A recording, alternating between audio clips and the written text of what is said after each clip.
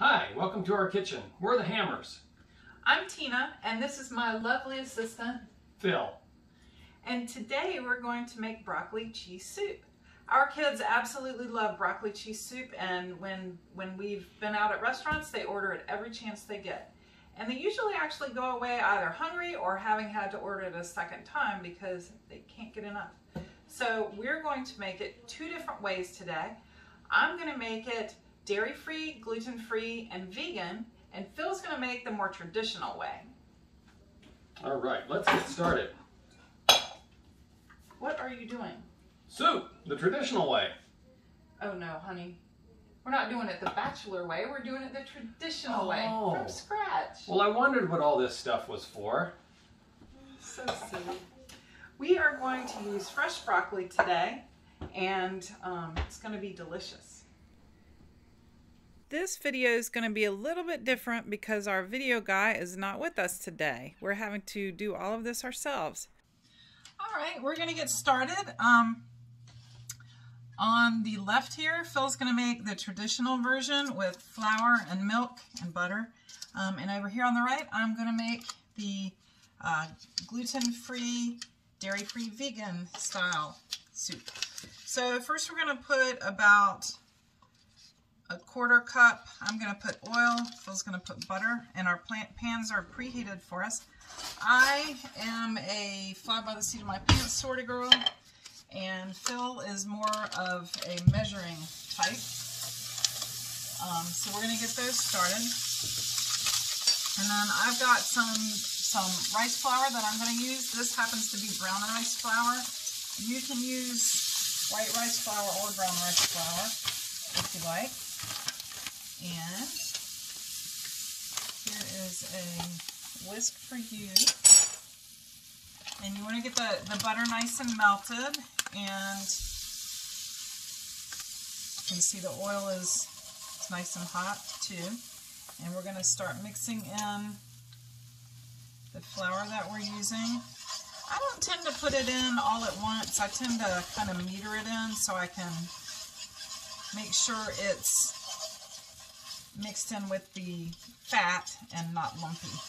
This is a little bit lumpy, and it looks like I need a little bit more oil.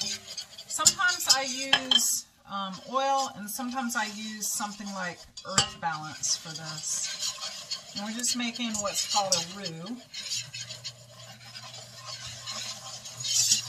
So I'll be putting in a quarter cup of flour. So that would be about a 1-to-1 ratio that he's making, and that I'm attempting to make as well.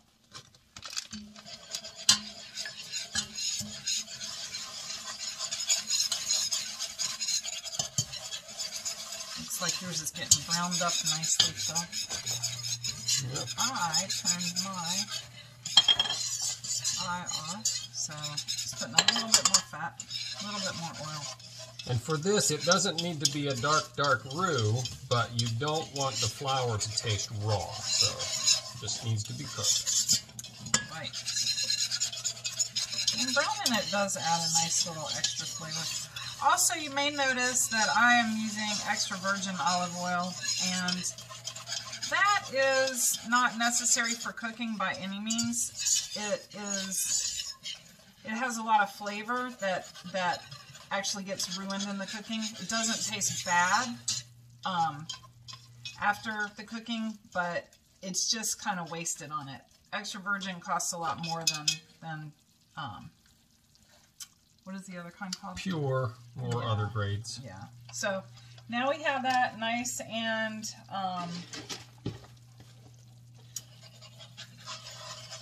getting blended together.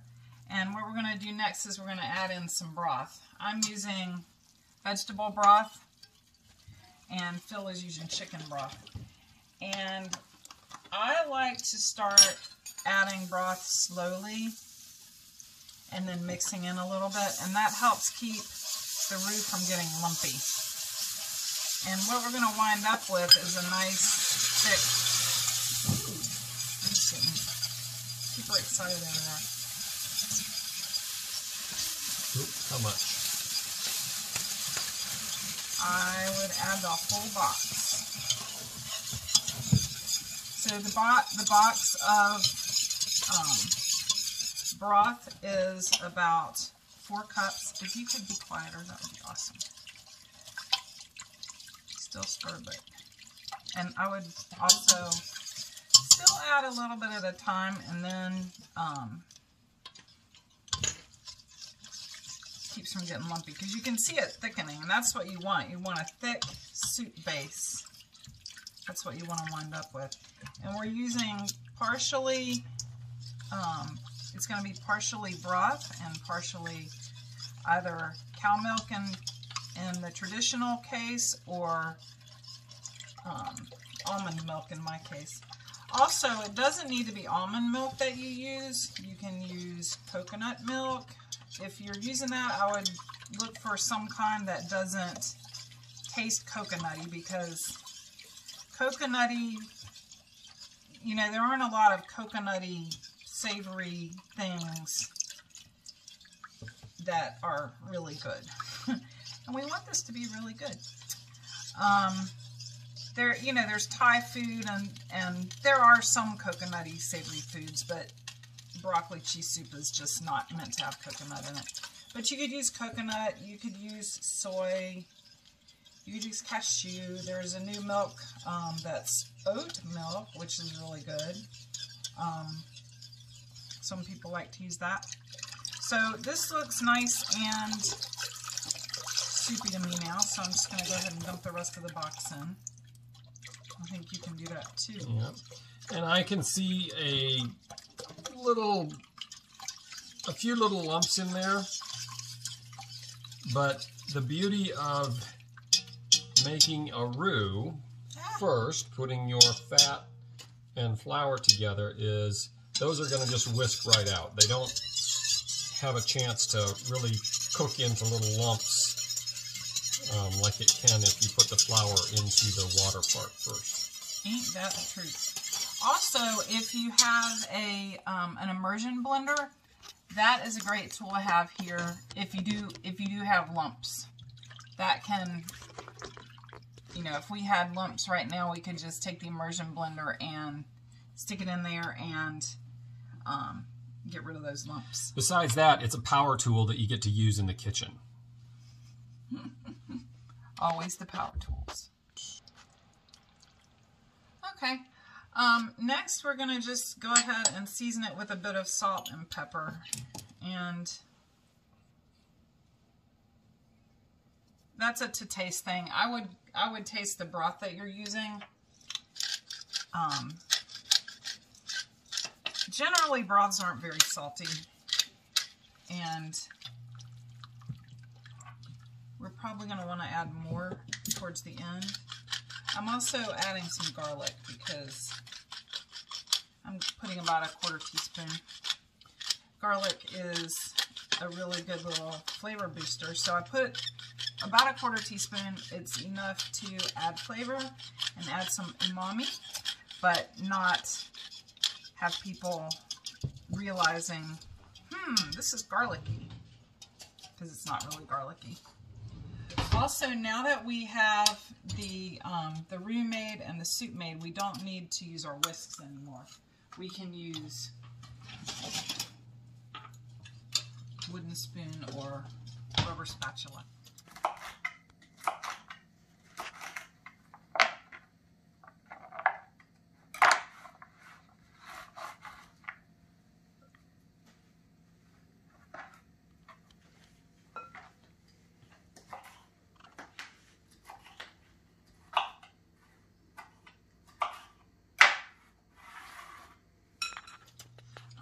So I'll measure in about a 1/2 teaspoon of salt to start, and a 1/4 teaspoon of garlic, and pepper until I'm tired of turning the grinder.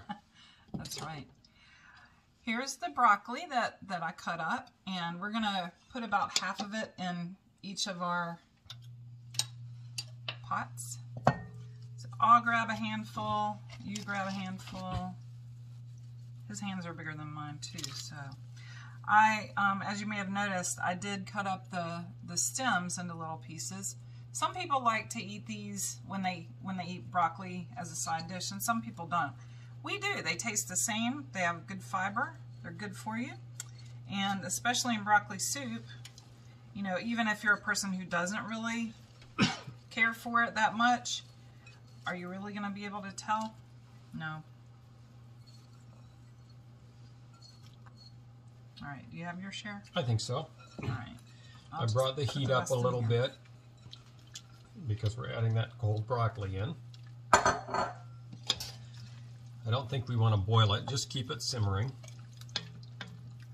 And the broccoli is going to cook in here, obviously.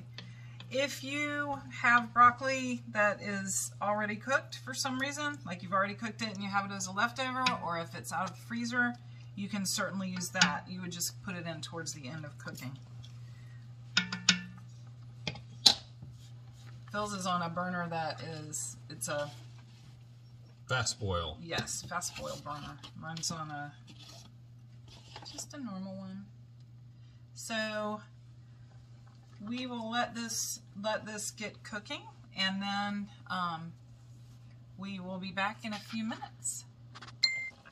All right, this has been cooking 3 minutes, and the broccoli's getting nice and tender. You can see it's still a pretty bright green. Sorry for all the steam. We don't want to turn on our vent fan because we want you to be able to hear us. So now we're going to go ahead and put our milk in. I'm going to use almond milk, and I'm using original almond milk in this, and I'm putting about 2 cups in. Original almond milk has sugar added to it, and you don't need to use that. You can use unsweetened almond milk, but I just happen to have original right now, and it's quite tasty. If it is a little bit on the sweet side, you can add a little more salt. Or you can just enjoy the sweetness. Remember, regular milk has plenty of sugar in it naturally. I'm using skim milk because that's just what we tend to have on hand at the house, but you certainly could use 2% or whole milk. Higher the fat content will just make it be richer and creamier. And yummier. Huh. So, and then...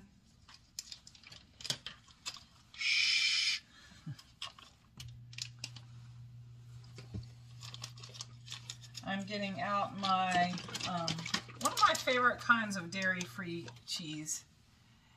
You can use any kind. This doesn't quite behave the same way as real cheese does, but it is a nice substitute for those of us who don't do dairy. And that is about a cup of it. Go ahead and stir it in. I'm going to let it cook for a little bit on a bit of a lower temperature. This sometimes will separate,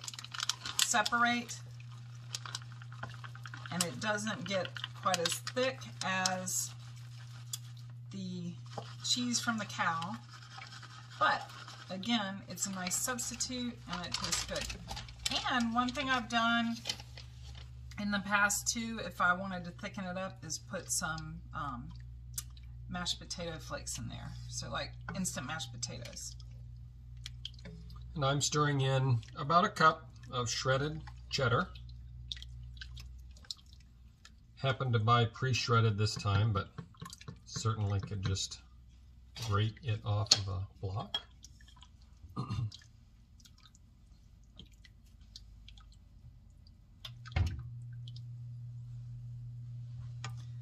I don't know, Phil. Do you think we'll be able to tell one from the other? We might have to have Reese come down and do a blind taste test for us. Let's see. I'm going to go ahead and taste this and see what it's like. It may need more cheese. Just want to get the cheese melted in. It's pretty tasty. But be careful not to scorch anything. I'm going to add a little bit of garlic to mine because it is a little bit on the sweet side. And I'm not sure that it really needs the salt. How's yours tasting? It's great. I want a little more cheese in it, but it has that nice mouthfeel, that nice thickness from the roux and the little bit of half and half I splashed in there. You did what? Did you put half and half while I wasn't looking? All right, well, I'm going to just match you on that.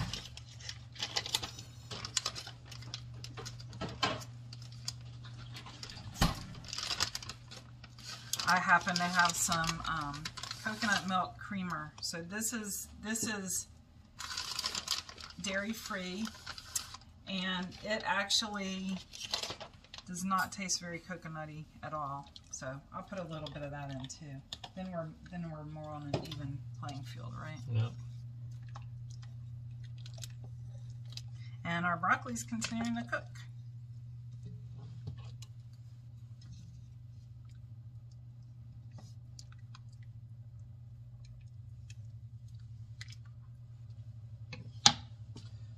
Now this will have nice florets of broccoli visible in the bowl. If you wanted something creamier, you could chop it up more finely to start with. Oh, that's good. Or again, use an immersion blender to puree it, or even put it into a food processor or blender. If you do that, be careful not to blow it out the top and scald yourself. Yeah, that would be a bad day.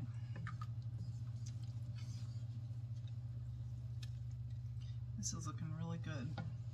I think I'll sample a piece of broccoli and see how that is.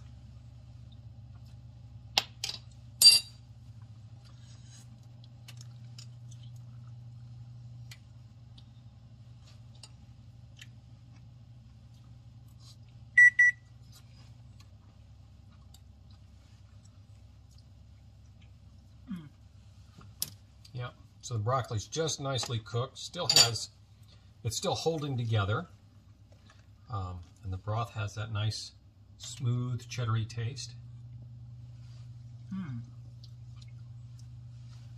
Can certainly sprinkle a little more cheese on in the bowl, which is pretty and an extra treat. You could really decorate it in the bowl, but I don't think we're going to do that today, right? So yeah, I'd say dinner is about ready.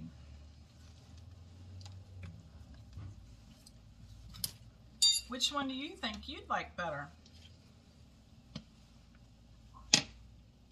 Hey Reese, you want to do a taste test? Sure. Come here. We made 2 kinds of broccoli cheese soup. And one of them has dairy and the other does not. Do you want to taste them and see how you like them? Yeah. That one has broccoli in it. Mmm.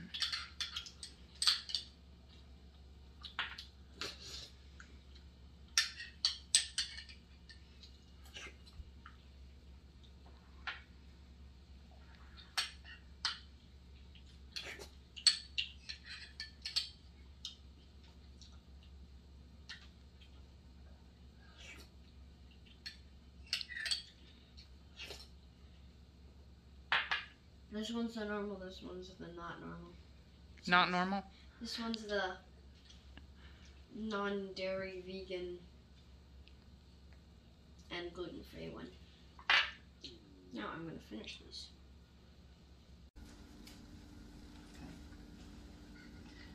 So here we go.